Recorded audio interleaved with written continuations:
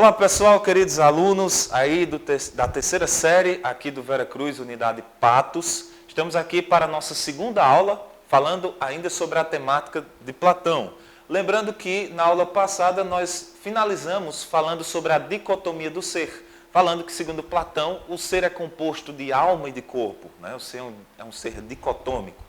Pois bem, explicada essa parte, se por acaso você ficou com alguma dúvida ou não entendeu muito bem, digo para você, né, já dá uma olhada, observada novamente, assistir novamente a nossa aula anterior, e aí você vai pegar justamente os detalhes que talvez tenham passado despercebido. A segunda ideia é o mito do cocheiro, né? O Platão ele vai fazer uma série de alusões a, digamos assim, elementos do cotidiano no objetivo de tornar mais lúcido, mais claro as suas ideias. Platão ele vai criar o que nós chamamos, né, de mito do cocheiro. Um cavalo branco, um cavalo negro, e nós temos um cocheiro que está ali dominando esses cavalos. O que é que esse cavalo branco, bonito, robusto, né, e obediente, e esse cavalo negro, esse cavalo mais feio, esse cavalo, né, quando Platão vai descrever esse cavalo, ele sempre o descreve de uma forma bastante pejorativa.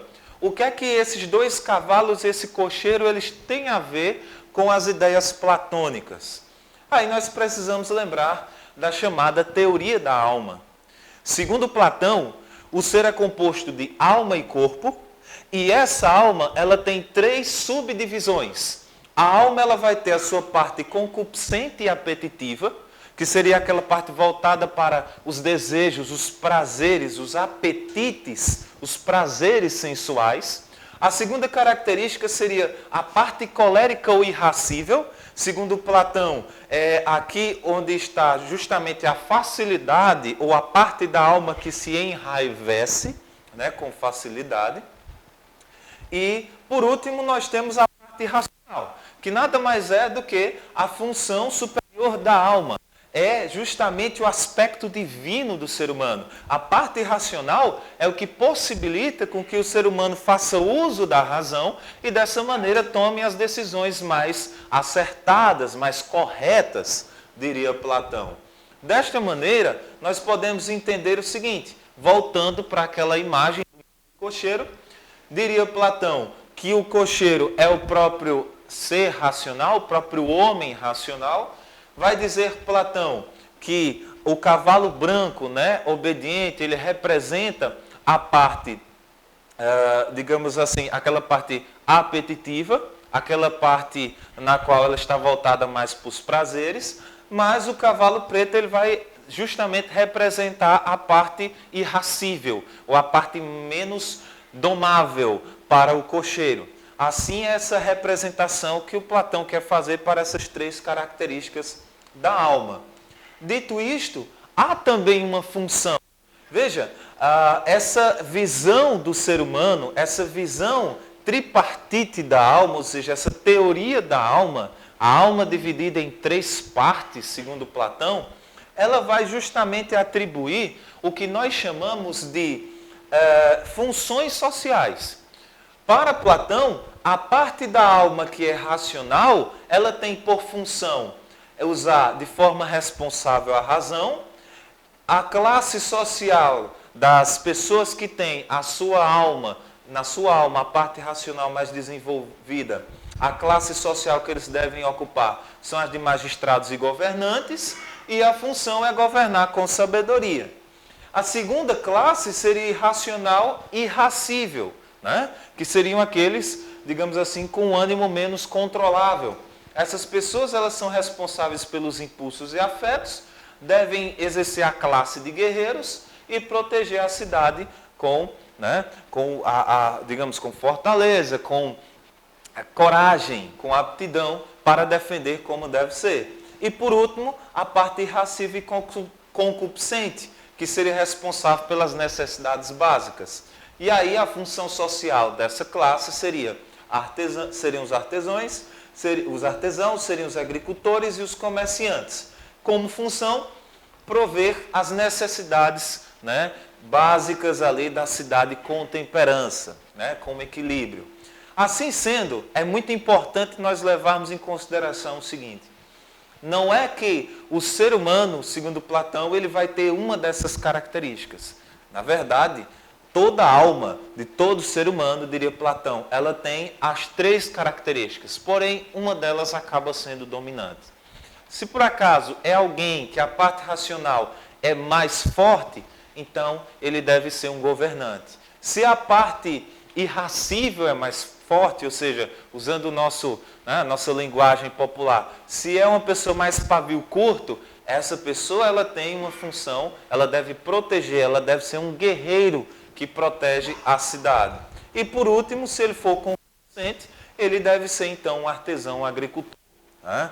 E vai promover os bens que a sociedade precisa. Ok? Um outro detalhe muito importante que vocês podem conferir é justamente aqui no nosso slide o sistema educacional que Platão ele sugere. Né? O Platão vai sugerir que existam várias etapas, especificamente 5 etapas, dos 7 anos aos 50 anos de idade, em que todo cidadão ateniense deveria passar por essas etapas. Qual era o objetivo de Platão com isso? Era promover uma evolução no conhecimento, no campo físico, no campo mental e também no campo espiritual. Para que aos 50 anos de idade, aqueles que melhor demonstrassem aptidão, que melhor demonstrassem controle, que melhor demonstrassem conhecimento, esse grupo ele iria ser aqueles que iriam formar o governo, aqueles que iam formar a classe dominante, certo? A classe dominante no sentido do poder. Assim sendo, como é que Platão conclui o seu pensamento da teoria da alma? Né? O homem virtuoso é aquele que domina, que tem a capacidade de dominar o aspecto racional. Logo, quando eu domino, de certa maneira, a razão, quando a minha razão domina sobre os meus apetites, eu vou ter, então, o equilíbrio, a moderação, eu vou ter a temperança. Quando a minha razão domina sobre a minha cólera, eu vou ter a coragem e a prudência como virtude. E quando eu tiver a parte racional como sendo dominante, aí diz Platão, aí é o aspecto próprio, né? É a parte divina, é o conhecimento de fato como ele deve ser. Né? Então, em suma, o homem justo, ele é justamente aquele que consegue dominar a sua cólera, o seu temperamento, os seus desejos, sempre de uma forma racional, que suas ideias elas são de formas racionais. Em relação à política de Platão, Platão ele vai propor o que nós chamamos de sofocracia. O que seria essa sofocracia? É a ideia de que o filósofo ou os filósofos deveriam estar no poder. Porém, vale levar em consideração aquilo que nós falamos do sistema educacional platônico. Para Platão não é qualquer filósofo. Não é só porque o cara foi até a faculdade ou foi até a academia, ali fez um curso, estudou filosofia, que ele está pronto, ele está apto. Não. Platão ele entende que esse filósofo é aquele que passa por uma série de, de estudos, de aprofundamentos, de contemplação das ideias perfeitas, das ideias do mundo inteligível. Assim sendo, esse cidadão, depois de anos e anos de experiências, de processos, de estudo, de aprofundamento, de contemplação, esse cidadão, aí sim, ele vai ter a possibilidade, ele vai ter a capacidade de ser aquilo que Platão entende como o bom governante. Então, a sofocracia na visão de platônica seria justamente isso, né?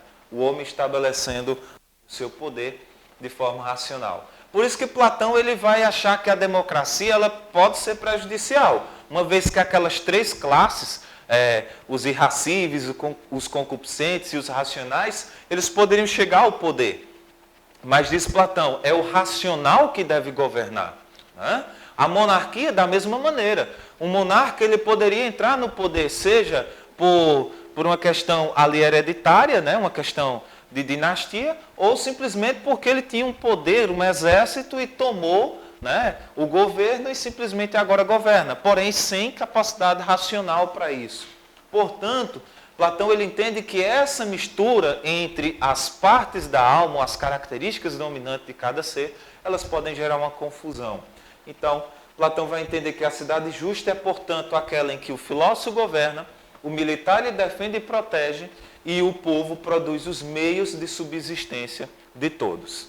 Ok?